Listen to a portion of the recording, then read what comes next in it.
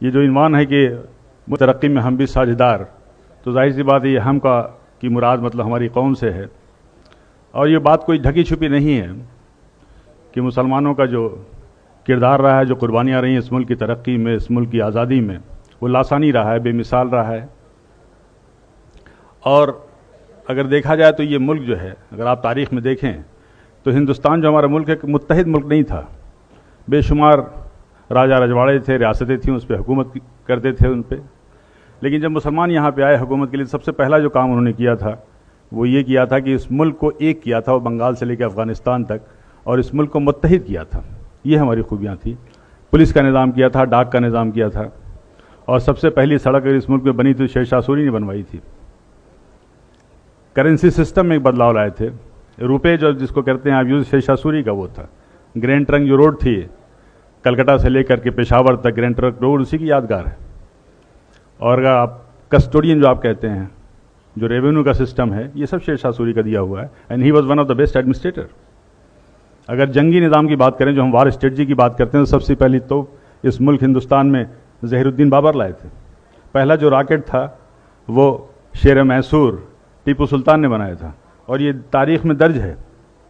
बल्कि जो William Congreve था, जो कि एक्सपर्ट था इसका, वो अपनी किताब में लिखता है ये कि उनकी शहादत के बाद 1799 में जब शहीद हुए शेर मैसूर टीपू सुल्तान, तो उसको उन्होंने 1801 में ज़ब्त करके वो इंग्लैंड ले गए, और 1801 से लेकर के 1805 तक उस पर वो तहकीक करते रहे, रिसर्च करते रहे, समझ नहीं पाए कि इसका सिस्टम क्या है, इसकी डिज़ाइन क्या है।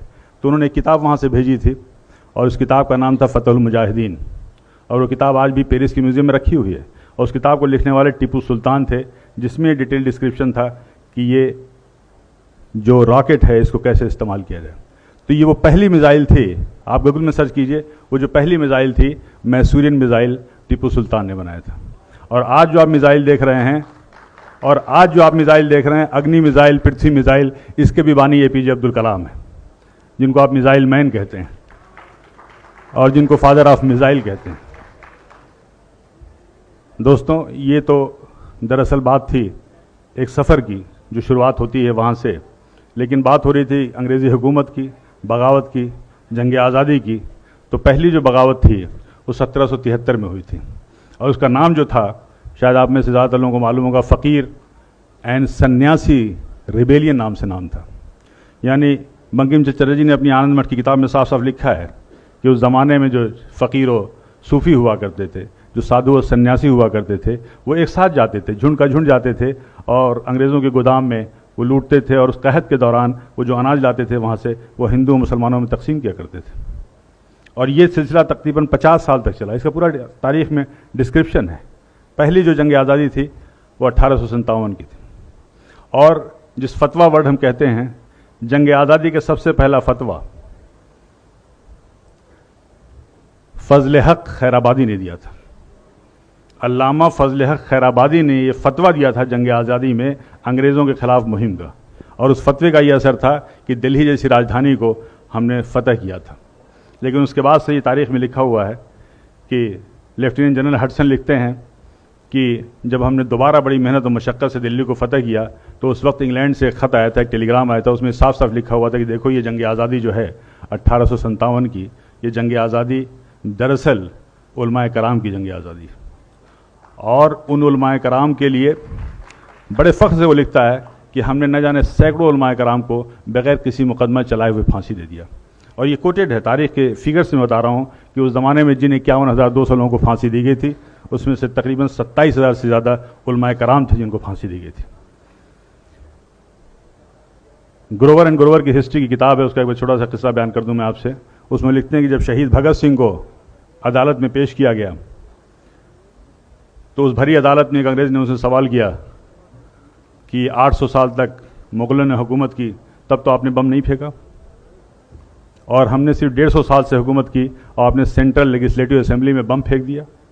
उसका बहुत अच्छा जवाब भगत सिंह ने दिया था कि देखिए, मुग़लों ने जो हम पर राज किया है वो हमारे दिलों पर राज किया है, और उन्होंने इस मुल्क को सोने की चिड़िया बना दिया है। और इस सोने की चिड़िया की चमक से आप 7 समुंदर दूर से यहाँ तक आए हैं, और यहाँ पे आने के बाद अगर आपकी हुकूमत को अगर एक लफ्ज़ में, एक लाइन में कहा जाए, तो वो ये है कि आपकी हुकूमत एक स्पंज की तरह है, जो गंगा के किनारे हीरे और जवाहरात को चूस करके इंग्लैंड में जा कर के टेम्स नदी के किनारे निचोड़ती है और वो इंग्लैंड मालामाल हो जाता है, और उस दौलत के मालामाल होने के बाद उससे आप अपनी तरक्की करते हैं।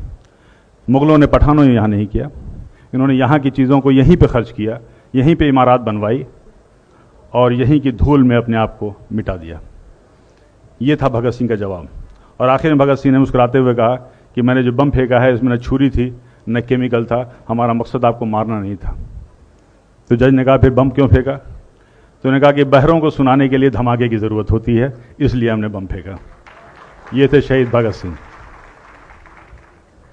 हजरात, यहाँ तक कि वीर सावरकर की किताबों में भी लिखा है। वीर सावरकर ने अपनी किताब में जॉन मैकल्सन का हवाला देते हुए कहा था कि 1857 की जंग आज़ादी में अगर सबसे ज़्यादा किसी का नुकसान हुआ तो मुग़ल की जो आखिरी रोशनी थी, आखिरी बादशाह थे बहादुर शाह जफ़र का हुआ।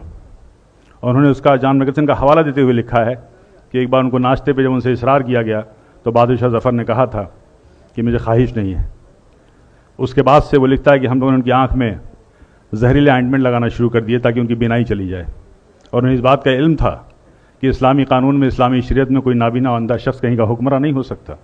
और फिर वो दिन भी आया जब उनसे उनकी मर्जी के ख़िलाफ़ नाश्ते में उनके प्लेट पे लाल मखमल से ढके हुए 3 सर लाए गए थे, जिनमें 2 सर उनके बेटों के थे और 1 सर उनके पोते का था।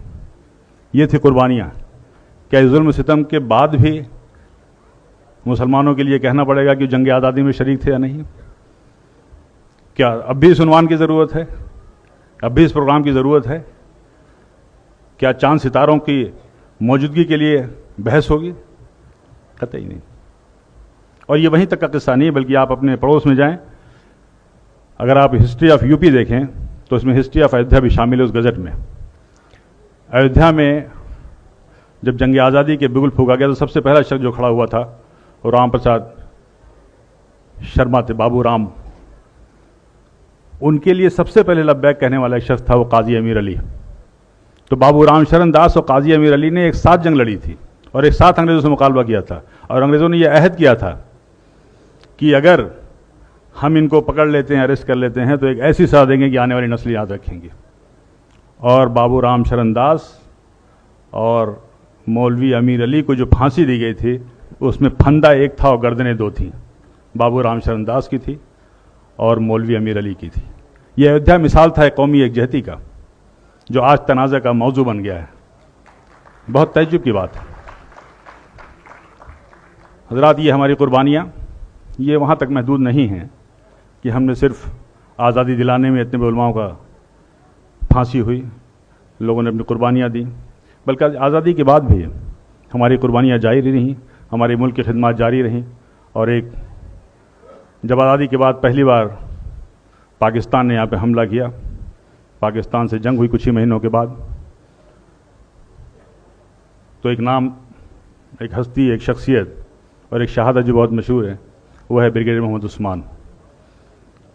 मैं इसलिए नहीं कह रहा हूँ कि मैं उसी खानवादे से हूँ, मेरा उसी ख़ानदान से ताल्लुक़ है, बल्कि मैं इसलिए कह रहा हूँ कि किसी भी आज़ादी के बाद किसी इतने बड़े ओहदे पे किसी शख्स ने मुल्क की सरहद पे शहादत नहीं दी है, उसने अपनी जान नहीं गंवाई।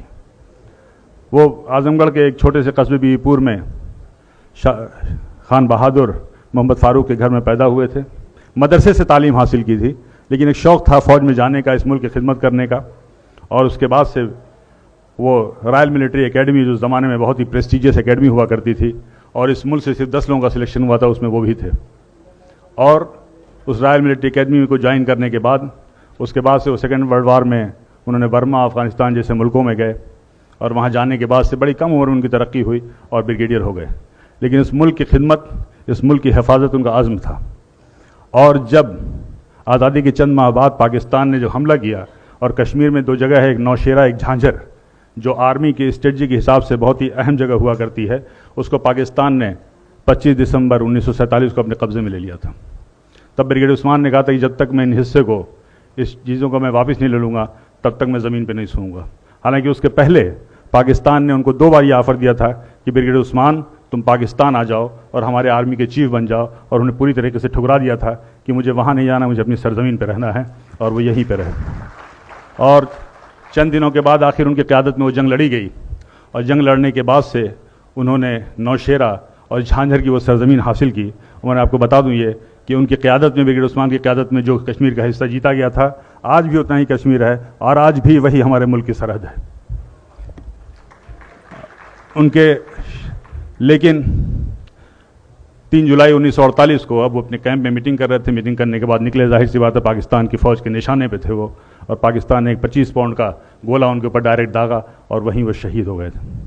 हालांकि शहादत के वक्त उन्हें कहा था कि मैं तो जा रहा हूँ, लेकिन याद रखना कि इस सरजमीन का एक भी टुकड़ा किसी दुश्मन के हाथ में न जाने पाए। ये थे ब्रिगेडियर उस्मान, और इसके लिए बाद में उनको नौशेरा का शेर भी कहा जाता था और उन्हें बाद में महावीर चक्र भी दिया गया। हजरात, ये जो कुर्बानियों का सिलसिला है, चाहे मुल्क की तरक्की में हो या मुल्क की आज़ादी में हो, उसका अब जाहिर सी बात है उस सदियों की कहानी को लम्हों की ज़बानी में कैसे बताऊं। एक चीज़ जो मैं ज़रूर कहना चाहूँगा वो ये है कि तारीख़ें सिर्फ पढ़ी नहीं जाती हैं, तारीख़ें लिखी भी जाती हैं। तारीख़ हम जो पढ़ते हैं वो हमारे बाबा दाद के कारनामे थे, उनकी कुर्बानियाँ थी, उसमें हमारा कोई दखल नहीं है, उसमें हमारी कोई मुदाखलत नहीं है, हमारा कोई अख्तियार है। लेकिन आइंदा आने वाले दिनों में जो हमारी आने वाली नस्लें हैं, जो तारीख़ें पढ़ेंगी, वो हम क्या कर रहे हैं वो तारीख़ें होंगी। जो तारीख़ें हम लिखेंगे वो हमारी आने वाली नस्लें पढ़ेंगी। और मैं इसलिए भी ये बात कह रहा हूँ कि मेरा पुख्ता यकीन है मरहूम निदा फाजली साहब के एक शेर में, मैं समझ रहा हूँ कि आप तक ये पैगाम पहुँच जाएगा कि अपना गम लेके कहीं और न जाया जाए, अपना गम लेके कहीं और न जाया जाए, घर में बिखरी हुई चीज़ों को सजाया जाए। तो मैं सिर्फ ये कहना चाहता हूँ कि हमें अपने गिरबान में देखना होगा, हमें हालात पे नज़र रखी होगी, हमें अपनी जिम्मेदारियों को समझना होगा, हमें वो सारे फैसले लेने चाहिए, वो कदम उठाने चाहिए जिसमें इस मुल्क का भला हो, इस मुल्क का मुस्तकबिल हो, हमारी कौम की फलाह व बहबूद हो। वरना हमारा आक़िबत पे भी यकीन है, क़यामत पे भी यकीन है और आखिरत पे भी यकीन है। कहीं ऐसा ना हो कि आने वाली नस्लें हमारे दामन को पकड़ें क़यामत के रोज़ कि आपने ये क्या किया। और ये पैगाम है मेरा, ये मैसेज है सियासी रहनुमाओं से, मजहबी रहनुमाओं से। बड़े बड़े इदारे हैं, बड़ी तंजीमें हैं, बड़े आलिम दीन हैं लोग, बड़े बड़े दानिश्वर हैं, क्या क्या फ़ैसले लेते हैं। उस फैसलों को लेते वक्त आपको ध्यान रखना होगा, आपको इस नज़र में रखना होगा कि इस मुल्क का एक मुस्तकबिल है, उस मुल्क के हक़ में सोचना है, और सदियों से जो हमारी कौमें रह रही हैं, जिनसे हमारे रिश्ते हैं, उनके हक़ में सोचना है, अपनी कौम के हक़ में सोचना है। और इस बात से मैं, इस पैगाम के साथ मैं अपनी बात ख़त्म कर दूँ कि ये जबर भी देखा है तारीख़ की नज़रों ने, ये जबर भी देखा है तारीख़ की नज़रों ने, लम्हों ने ख़ता की थी, सदियों ने सज़ा पाई।